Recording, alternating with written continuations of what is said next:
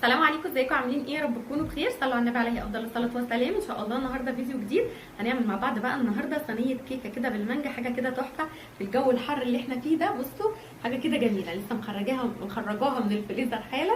تعالوا نشوف نقطعها مع بعض ونشوف هنعملها ازاي مع بعض. المانجا طبعا مغرقه السوق السنه دي وسعرها الحمد لله يعني كويس.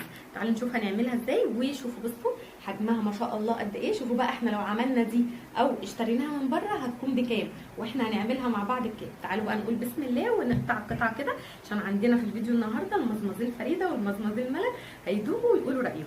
تعالوا بقى نقول بسم الله كده ونبدا ان احنا نقطعها. بصوا هي طريه جدا اصلا.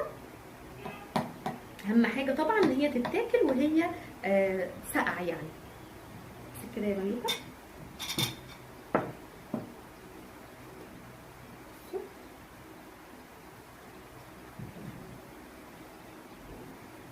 شايفين عامله ازاي؟ بصوا عايزه اوريها لكم. بصوا خطيره، شايفين؟ خطيره يا جماعه والله، طريه جدا اصلا وجوسي كده وتحفه يعني. استنى، احنا نسينا نجيب طبق علشان نحط عليه الحاجات دي اللي احنا بنقطع بيها. امسكي يا ملك.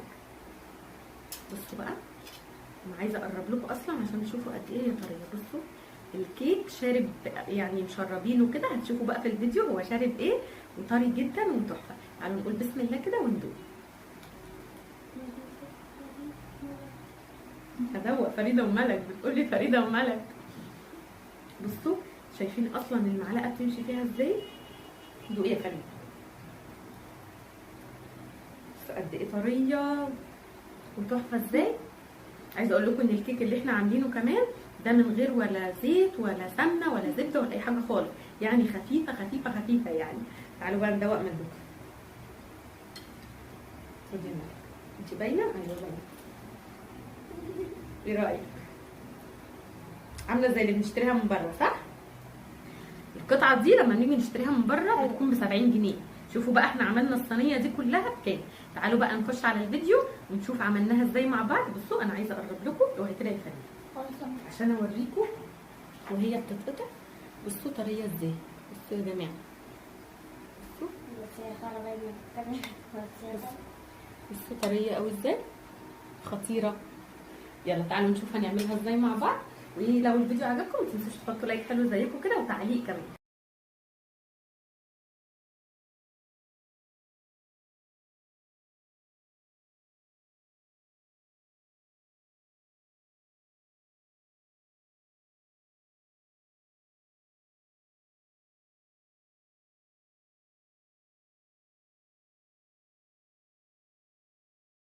هنقول بقى بسم الله كده ونبدأ. وأول حاجة عندي مقادير الكيك. عندي ربع كيلو من سبونج الكيك الجاهز. ده سبونج سفنجي بنجيبه من عند أي حد بتاع مستلزمات حلواني أو من عند العطار. هتقولي له عايزة ربع كيلو بس. وهنستخدم 3 بيضات وربع كوباية من المية بس كده. هي دي مكونات الكيك عندنا، مش هنستخدم زيت ولا سمنة ولا أي حاجة خالص. هنجيب بقى كده حاجة علشان نضربهم فيها مع بعض. ضفت كده الكيك او المسحوق بتاع الكيك عندي، وهضيف عليه 3 بيضات. بعد كده ربع كوبايه الميه، وهبدا ان انا اضربهم مع بعض لحد ما قوامهم يكون عامل زي الكريم شانتيه كده، زي الكريمه. دلوقتي انا هبدا ان انا انزل الجناب عندي علشان اتاكد كده ان كل المكونات عندي اتضربت مع بعض. في الوقت ده طبعا انا شغلت الفرن عندي على درجه حراره 180 من تحت بس، عشان لازم لما ندخل الكيكه تدخل على فرن كده يكون ساخن قبلها. هفضل اضرب فيهم كده يعني من 7 ل 10 دقايق لحد ما اوصل للقوام اللي هتشوفوه دلوقتي ده. هنا كان فاضل دقيقه بس ضرب كده وكنت بوريكم. هنا جبت الصينيه اللي انا هدخلها الفرن، وصينيه حجمها كبير زي ما انتم شايفين، واديتها مسحه بسيطه خالص من الزيت قصدي. وبعد كده هنزل خليط الكيكه وهبدا ان انا افرده باي حاجه عندي. ما ينفعش ان انا اسيبه كده، لازم افرده واسويه علشان هو بيستوي على الشكل اللي انت بتسيبيه عليه يعني. هنا خلاص هدخلها الفرن، هتاخد حوالي 30 دقيقة. تعالوا بقى نعمل الطبقة اللي هي المفروض الأخيرة خالص، بس احنا بنعملها دلوقتي علشان هنحتاجها دلوقتي. هجيب كده طبق وهفضي فيه باكت من جيلي المانجا، بما اننا يعني ان الكيكة بتاعتنا بالمانجا، وضفت عليه كوباية من المية المغلية علشان يدوب معايا بسرعة، وهقلب. وبعد كده لما اتأكد ان الجيلي داب معايا كده، هضيف كوباية من المية الساقعة، وبعد كده هركنهم على جنب. جبت بقى مانجا عندي، المانجا دي ده كيلو من المانجا، تقدري تزودي او تقللي حسب الصينيه اللي انت عايزاها، وايه حسب يعني انت عايزه قد ايه. تمام. جبت كده المقشره اللي هي بتاعه البطاطس، وبدات ان انا اقشر المانجا، دي اسهل طريقه على فكره. وكميه المانجا اللي انا مستخدماها ده كان كيلو. تمام. بعد كده بجيب السكينه وببدا ان انا اقطعها كده زي ما انتم شايفين. الطريقه دي سهله جدا وبتخلصي كده كل الكميه اللي قدامك على طول. بس هنا خلصت كل كمية المانجا عندي. تعالوا بقى نشوف هنعمل ايه. هجيب طبق كده يكون كبير، وهضيف فيه كمية المانجا كلها، وهنزل عليها نص كمية الجيلي. الجيلي عندنا احنا محطناهوش في التلاجة. الطريقة دي بتخلي المانجا معاكي تحتفظ كده بلونها وما تسودش ابدا. يعني احنا كده مسكنا المانجا بتاعتنا غلفناها بالجيلي كده. تمام. دلوقتي بقى الكيكه بعد ما خرجت من الفرن وسبتها هديت شويه، يعني كانت دافيه، بس ببدا ان انا اشيل الطبقه اللي على الوش دي، والطبقه دي لازم تتشال. عايزه اقول لكم ان زفاره الكيك الاسفنجي دايما بتبقى في الطبقه دي. شيلتي الطبقه دي مش هتحسي باي زفاره خالص في اي كيك اسفنجي، ولازم اكون معاكم بصوا صريحه واقول لكم على كل حاجه. شلت الطبقه كلها زي ما انتم شايفين كده، وطبعا دي بتترمي مش بنعمل بيها حاجه. جبت بقى كوبايه من الحليب كده الساقع، وضفت عليها معلقه بس من السكر، وبدات ان انا اضيفها كده للكيكه كلها عشان تكون بصوا جوسي كده وتحفه زي ما شفتوها في الاول.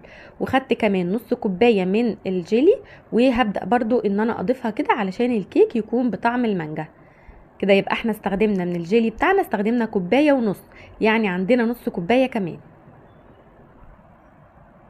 دلوقتي هعمل طبقة الكريمة. عندي كوباية كده من الكريمة، الكريمة دي خام، فهضيف لها 3 معالق كبار من السكر البودر. ممكن سكر عادي لو مش عندكم يعني سكر بودر كده 3 معالق. وبعد كده هجيب كوباية من مية تكون متلجة. ممكن المية تستبدلوها بحليب لو انتوا عايزين، بس هي بالمية بتكون اخف. والكريمة اصلا بتاعت المتحدة دي اللي انا مستخدماها بتكون حلوة جدا وغنية كده. هفضل بقى اضرب فيهم بالمضرب كده لحد ما القوام يختلف معايا وتتقل كده زي ما هتشوفوا لما نيجي نعمل فيها منقار كده بالمضرب تعمل معانا. يبقى خلاص الكريمه بتاعتنا جاهزه. بصوا هنا انا احتجت ربع كوبايه كمان، يعني حوالي ربع كوبايه ومعلقه كده، فضفتها تاني عشان حسيت ان الكريمه كانت تقيل قوي. ده بيرجع طبعا لحسب نوعيه الكريمه اللي انت بتستخدميها. يعني لو الكريمه بتاعتك فيها سكر، كميه الميه او الحليب اللي انت بتستخدميه بيكون اقل. هنا انا عبيت الكريمه في كيس تلاجة علشان يبقى التعامل كده سهل، وبدات ان انا اوزعها كده على الصينيه عندي علشان يعني ما تطلعش حته عاليه وحته ايه مش عاليه. هنا بصوا بقى الكيس خلص، كان في حبة عندي باقيين في الطبق، خدتهم كده بس. وهبدأ بقى ان انا اساوي الوش عندي. اهم حاجة بس ان انتي ما تحطيش الكريمة والكيك عندك لسه سخن، لان لو عملتي كده هتلاقي الكريمة كلها ساحت معاكي. فلازم يكون الكيك بارد. والكيكة كمان بعد ما نحطها لو حسيتي ان هي مش باردة تمام، مش باردة قوي يعني، يبقى هتدخليها التلاجة شوية قبل ما نحط الطبقة الاخيرة اللي هي المانجا.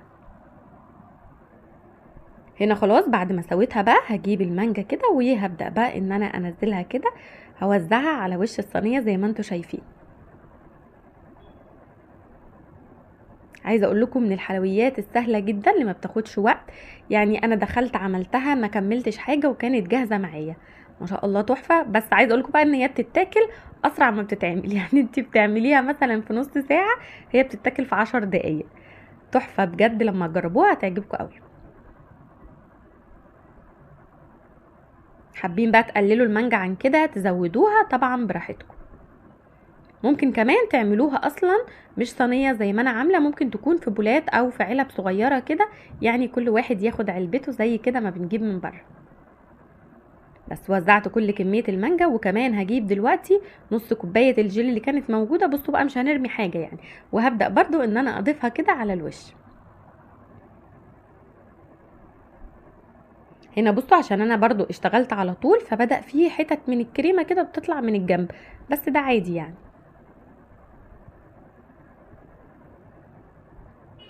بعد كده بقى هاخدها وهدخلها الفريزر ونشوفها بقى بعد كده. بصوا بقى هنا بعد ما دخلناها الفريزر وطلعناها كده وقطعنا منها، بصوا بقى عايزه اوريكم شايفين عامله ازاي. بصوا بصوا خطيره وناعمه طريه، الكيك مسقي كده وشارب. بصوا قشطوطه قشطوطه يعني. ان شاء الله لما تجربوها تعجبكم. اشوفكم على خير ان شاء الله في فيديو جديد، ومع السلامه.